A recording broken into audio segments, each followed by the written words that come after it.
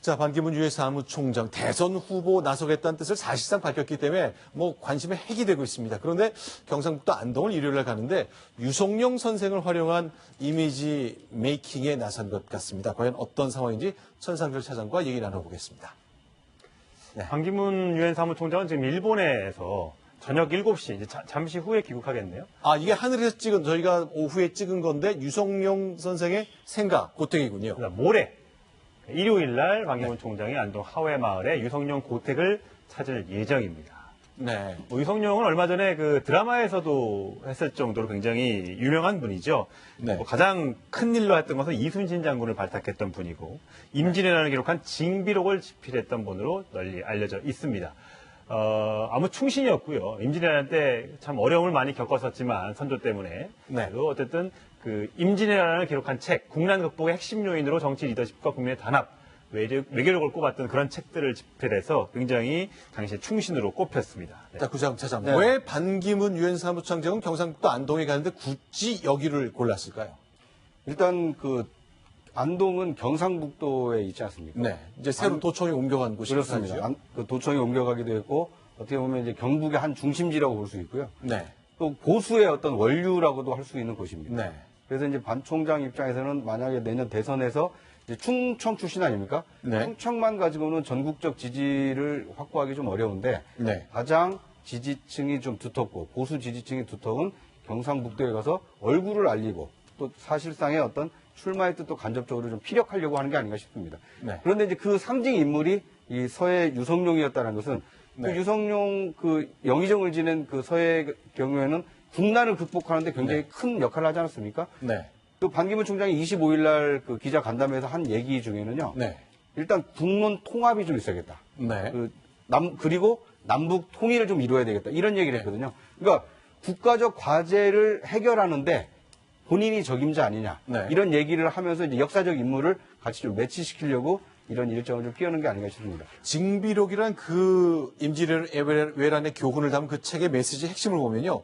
정치 리더십, 국민의 단합, 외교력 이 세 가지가 있었더라면 우리나라가 일본에게 이렇게 당하지 않았을 텐데 결국 반기문 총장이 바로 그 이미지를 좀 선점하고 싶은 생각이 있는 거군요. 지금 반기문 총장이 지금 내세우는 지금 브랜드가 저거죠. 네. 지금 반기문 총장은 외교관 아니고 유엔 사무총장을 지냈기 때문에 네. 지금 한반도의 사정이 임진왜란 때와 같은 위중한 상황이다. 중국이 아주 큰 세력이 있고, 그다음 일본이 아까도 말씀드렸지만 군사 대국, 그다음 자유대 헌법, 네. 헌법 개정 이런 걸 통해서 우리를 사이에 두고 세계 열강이 지금 각축하고 있다. 여기서 이 위기에 대한민국을 구해낼 사람, 그거는 외교력이고 외교력으로 그러면 바로 반기문 나 자신이다. 이걸 나타낸 걸로 봐야 되겠죠.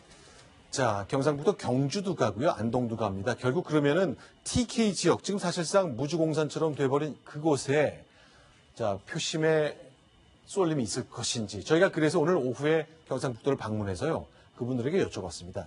충청북도 음성 출신의 반기문 유엔 사무총장 혹시 출마한다면 여러분들을 대표하는 TK를 대표하는 정치인으로 인정하시겠습니까?를 물었습니다. 다양한 답이 나왔습니다. 들어보겠습니다. 아직까지는 국민의 한 사람도 너무 판단하기가 이르고 사무총 임기가 남았는데 이런 그때 생각하는 게 좋겠다고 생각합니다. 세계적인 총장님 아닙니까? 모든 세계를 비례해서 나라도 잘 이끄실 줄 믿습니다. 대선 후보가 되시면 그만한 그에 합당한 그런 분이 아니겠습니까? 잘 하리라고 믿습니다. 국민들의 이해와 판단이 안 서겠습니까? 내 역시 TK 출신이지만은 반기문 총장만큼이나 모든 것을 갖춘 사람은 현 시점에서 찾기 어렵다고 생각합니다. 안동을 가는 것도 네. 중요한 행사지만요. 네. 그 다음 날 있는 그 경주에서 있는 행사도 굉장히 의미가 있습니다. 네. 일단 유엔 행사고요. 네. 유엔 NGO 컨퍼런스인데 그 유엔 NGO 컨퍼런스를 경주에서 하게 된 배경을 보면은요. 네. 이 새마을 운동과 관련이 있습니다. 아하. 그러니까 이 새마을 운동을 어떤 글로벌 프로젝트로 유엔이 좀 앞장서서 해달라라는 그 요청을 이 박근혜 대통령의 그림자 실세라고 하는 게 최혜출 이 영남대 그 부총장이 네. 2013년에 요청을 한 일이 있거든요. 네네. 그런데 이제 그런 것들이 계속 유엔 행사로 지난해 9월에는 뉴욕에서 이 새마을운동을 주제로 하는 게 특별회의가 있지 않았습니까? 네. 또 올해는 그 NGO 이제 컨퍼런스가 열리고요. 어떻게 보면 박정희 대통령의 그 새마을운동에 대한 자부심을 가지고 있는 이 TK 그 유권자들에게는 반 총장이 새마을운동을 세계적인 어떤 네. 그 프로젝트로 알리는데 굉장히 중요한 역할을 했다. 이런 평가를 좀 받을 수 있지 않을까 싶습니다. 그러니까 모레는 TK지만 내일은 일정이 없습니다. 이제 7시에 오늘 귀국을 하게 되면 네. 요 광화문 건너에 있는 엘모 호텔에서 이제 잠을 자게 되는데 네. 내일 일정이 비었는데 이 일정에 네. 누구를 만나느냐? 네. 어머님을 만나갈 것이냐? 아니면 JP를 만날 것이냐? 여기에 대한 관심이 굉장히 높기 때문에 저희는 호텔 앞에서 기다리겠습니다. 알겠습니다. 자, 어쨌건 어제 이제 제주에서 포럼할 때 보니까 박근혜 대통령한테 언지를 받았습니까? 했더니 그게 무슨 소리입니까? 라면서 나는 대선 후보에 내가 나서더라도 어떤 친박이라는 한 계파의 옹립을 받는 일은 전혀 없을 것이라는 것을 시사했잖아요. 어쨌건 뭐 반기문 출마가 기정사실화된 것 같아서 한국 정치의 큰 변수로 떠올랐습니다. 생각보다 좀 빨리 이슈로 떠올랐습니다. 자, 그런데요. 역시 반기문 유엔 사무총장이 대선 주자에 나섰을 때 현재구를 딱 하나 던졌던 분이죠. 박원순 서울시장입니다. 박원순 서울시장은요. 노무현 대통령 정신에 현재로서는 더 손을 내밀 것 같습니다. 어제 저녁에 인터넷 방송을 스스로 했습니다. 이렇게 얘기했습니다. 듣겠습니다. 서울도 사실은요. 노무현 대통령과 연관된 장소가 많습니다. 안국 빌딩 바로 옆에 그때 사무실이 계셨죠. 또 해화동에 이런 집이라든지 노무현 대통령의 흔적이 남아있는 곳들이 많습니다. 그래서 노무현 재단과 함께 노무현 루트를 만들어 보면 어떨까 이런 생각을 제가 했거든요. 노무현 정신을 그분이 남긴 그런 뜻을 우리가 함께 생각해보는 그런 이 루트 너무 좋겠죠, 여러분? 노무현 루트 너무 좋겠죠? 라고 얘기했는데 노무현 루트가 뭔가요? 그러니까 노무현 대통령이 이제 살았던 곳, 네. 그다음에 사무실, 뭐 이런 것들을 좀 어떻게 말하면 좀 성지화해서 여러 사람들이 찾을 수 있도록 만들겠다 이런 네. 얘기인데요. 저희 이제 노무현 대통령이 머물렀던 명륜동 사저. 명륜동이죠. 그러니까 해화동이 아까 표현을 했지만 명륜동에 있는 집인데 네. 97년부터 2003년 그러니까 대통령이 되도록 청와대로 들어갈 때까지 살았던 집인데요. 저기를 어쨌든 개발을 하겠다는 뜻이고요. 네. 안국동에 있는 사무실도 좀 개발을 하고 노무현 재단이 있는 터도 좀 발전을 시켜서 네. 그걸 연결해서 노무현 루트, 노무현 길로 만들겠다 이렇게 밝혔습니다. 그런데 진행되는 과정이 참 재밌습니다. 네. 그러니까 저는 이제 이 소식을 처음 접하고 네. 노무현 재단이 네. 노무현 대통령 서거 7주년을 맞이해서 노무현 루트를 만들려고 서울시에 제안을 한 게 아닐까 네. 이렇게 생각을 했는데요. 관련 자료를 보고 이제 보도를 보니까 서울시가 먼저 제안한 겁니다. 네. 서울시가 노무현 재단에 제안을 해서 노무현 루트를 좀 만들려고 하는데 어떻습니까? 같이 합시다. 그러니까 이제 재단에서는 수용을 한 겁니다. 그러니까 어떻게 보면 다분히 그 서울뿐만 아니라 전국적으로 퍼져 있는 이 친노무현 진영을 겨냥한 행보가 아닌가. 아니 서울에 노무현 루트만 있을 수 있습니까? 윤보선 루트, 뭐 그다음에 전두환 루트, 노무현 이명박 루트. 루트. 네. 예. 그러니까 만들려고 하면 얼마든지 만들 수 있는데 굳이 왜 대선을 1년 6개월 앞둔 이 시점에 네. 노무현 루트를 서울시가 노무현 재단에 제안했을까? 이것은 누가 보더라도 네. 대선 행보를 시작했구나 이렇게 오해를 받을 수밖에 없을 것 같습니다. 네. 뭐 제 생각에도 마찬가지입니다. 네. 지금 뭐 박원순 시장이 노무현 루트라는 그걸 또 생뚱맞게 네. 대선 문제가 지금 반기문 사무총장의 어떤 뭐 폭탄 선언까지는 아니지만은 네. 네. 네. 어떤 대선 출마 선언으로 이제 그 아주 끌어오르고 있는 마당에 네. 본인이 노무현 루트, 네. 네, 노무현 길을 만든다는 게 네. 상당히 정치적인 의도가 있는 걸로 보일 수밖에 없는 네. 그런 현상이죠. 자, 그러니까 어떤 서울시가 지금까지 특정 인물의 이름을 거쳐서 산책하고 걷는 길을 만든 건 이번이 처음이거든요. 자, 과연 앞으로 어떤 설례가 생길지. 뭐, 다음에 새누리당 출신 시장 나오면 박근혜 루트 만들어서 하겠다. 그러니까 때가 되면 박근혜 대통령 지지자들 모여서 걸어서 정치 행사하고, 때가 되면 노무현 대통령 지지자 모여서 정치 행사하고, 어쨌건 서울시라는 지방 정부가 나서서 했다는 점 때문에 이제 큰 눈길을 끌고 있습니다. 그러니까 오해를 받지 않도록 어떻게 보면 이제 공직자들이 처신을 좀 잘해야 되는데 네. 그 이제 미묘한 시점에 네. 오해를 받기 딱 좋은 일을 자꾸 다른 시정이 좀 묻히지 않습니까? 네. 오히려 이런 것보다 네. 박원순 시장이 내세웠던 함께 서울을 완성하기 위해서 얼마나 더 많은 그 정책을 펴고 있는지 이런 것들을 좀 시정을 홍보를 해야 되는데 네. 자꾸 정치적인 그 뜻이 담겨 있는 네. 그 행보를 해서 이런 좀 비판을 좀 자초하고 있는 게 아닌가 싶습니다. 자, 어쨌건 이제 박원순 시장이 직접 인터넷 방송을 통해서 공개했습니다. 곧 후속 조치가 나올 텐데 그때마다 많은 사람들이 각각 자신의 판단을 내리겠죠.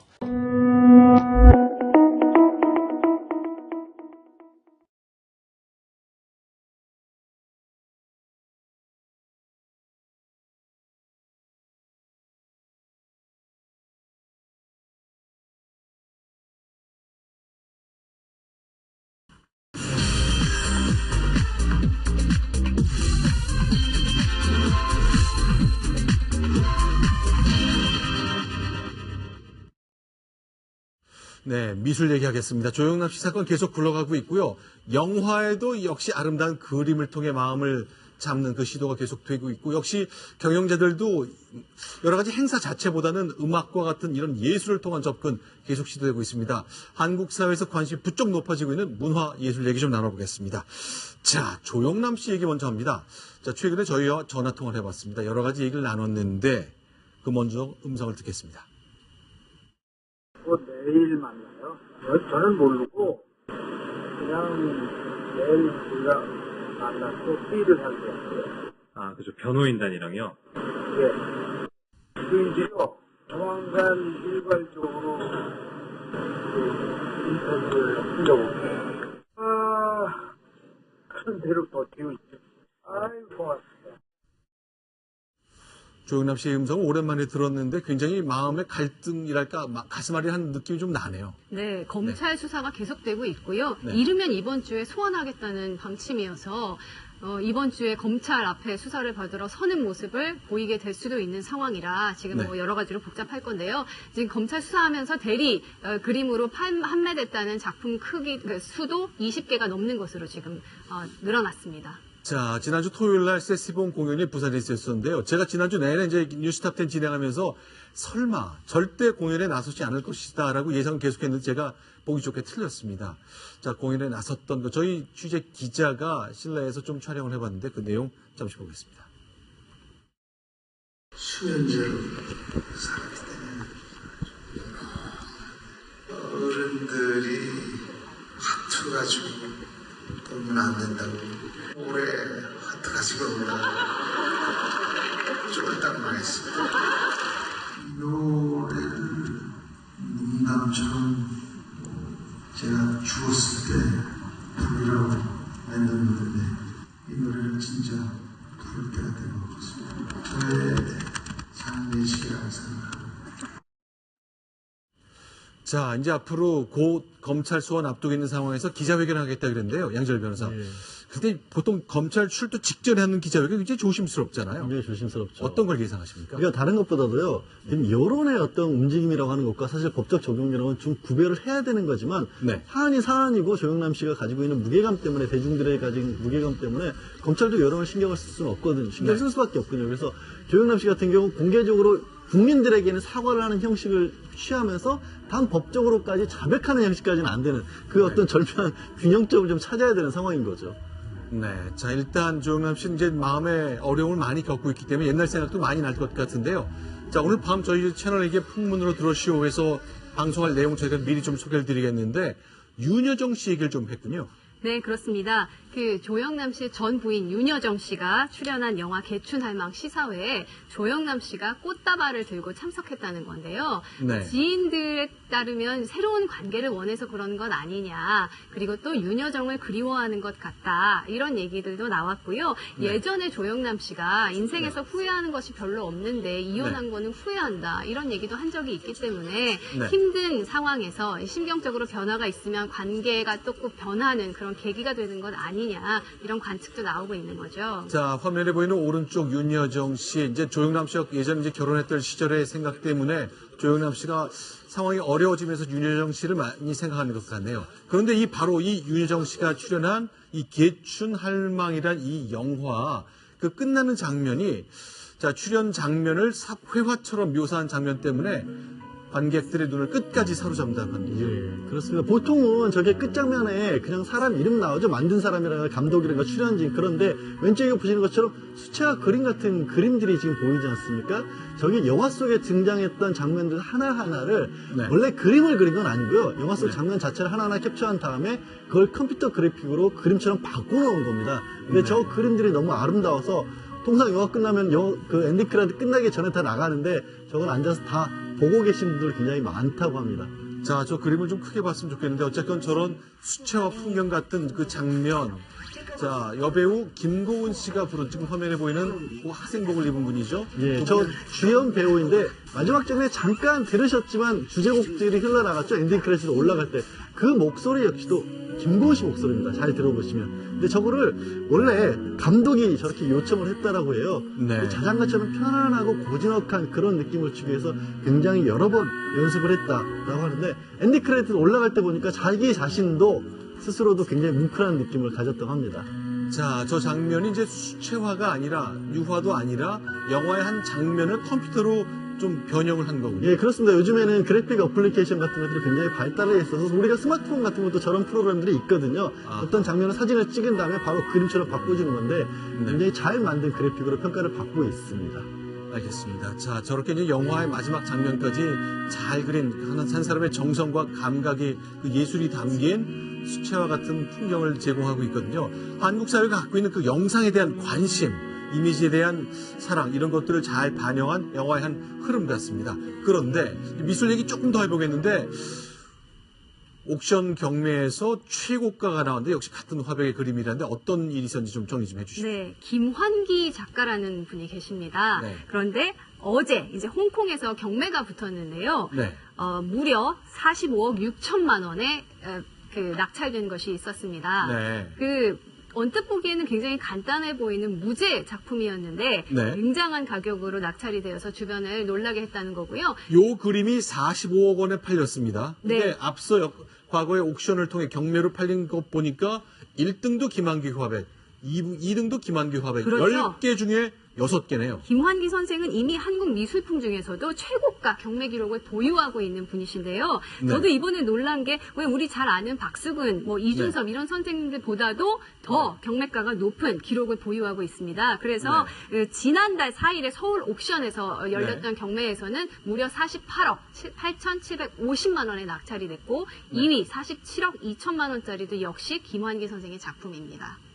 네, 지금 화면 속에 김한규 화백의 모습 보고 계십니다. 뉴욕의 한 거리 같아 보이는데요. 네, 그 화풍이 캔버스에 이렇게 점을 하나 찍고 주변을 이렇게 채우고 그거를 다시 이렇게 반복해가는 이런 작품 색깔을 가지고 계신 분인데 이분 1970년부터 이 작품 세상을 이런 식으로 하는 걸 시작했는데 그때 당시 이제 이른바 점화 시리즈라고 점을 찍어서 계속 채워나가는 방식의 이 점화 시리즈가 바로 그해 제1회 한국미술대상을 받았습니다. 그리고 이 이후부터 계속 이제 이런 색채 변주를 시도하면서 주목을 받아온 작가입니다. 네.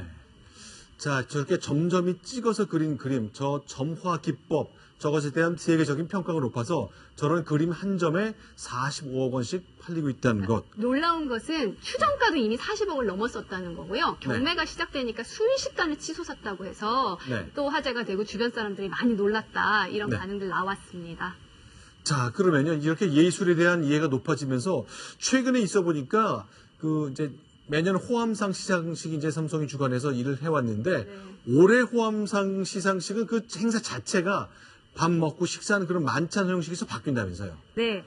일단은 이게 이제 이지용 삼성전자 부회장이 직접 챙기는 행사입니다. 예전에 이제 이건희 회장이 계속 챙겼던 것을 올해 2년째 챙기고 있는데요. 여기서 조금 주목할 부분은 과거에는 이제 다 같이 만찬에서 식사를 하고 이런 걸로 행사를 나눴었는데 이번에는 그거 대신에 음악회를 연다는 거예요. 그래서 여러분 조성진 쇼팽 연주회에서 수상했던 조성진 씨가 피아노 연주를 하고 그거 외에도 안숙선 선생님이라든지 아니면 이제 이런 분들의 여러 예술적인 공연이 예정돼 있다고 합니다.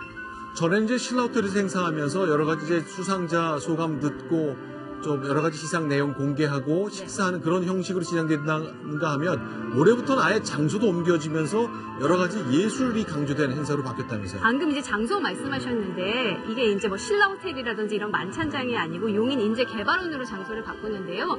그 연주회는 콘서트홀에서 한다고 합니다. 아무래도 정말 이름 있는 예술가의 작품을 제대로 들으려면 네. 그만큼 제대로 된 음향 시스템이 갖춰진 곳에서 진행해야 되는 거 아니냐 이런 판단이 작용하는 것으로 보이는데 어쨌든 이제 이지용 부회장의 어떤 음악에 대한 그리고 예술에 대한 그런 관심을 반영하는 것이 아닌가 네 이렇게 보입니다.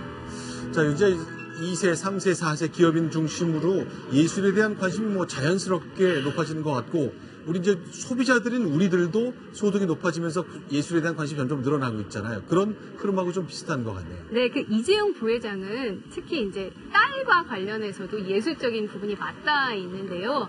그 딸이 발레를 하고 있거든요, 지금. 그래서 이주영 회장은 연말만 되면 발레 콘서트장을 찾는다 이런 얘기가 나올 정도고 뭐 호두까기 인형이나 라 바야데르 이런 작품에는 어김없이 모습을 비추더라 이런 얘기도 나옵니다. 그 딸이 실제로 그 호두까기 인형의 프리츠 역을 맡아서 공연을 하기도 했다고 하고 그래서 아무래도 이제 그 특히 국립 그 발레단의 공연이나 이런 거에는 직접 찾기도 하고 그런다는 거죠. 네. 기업이 이제 크면서 네.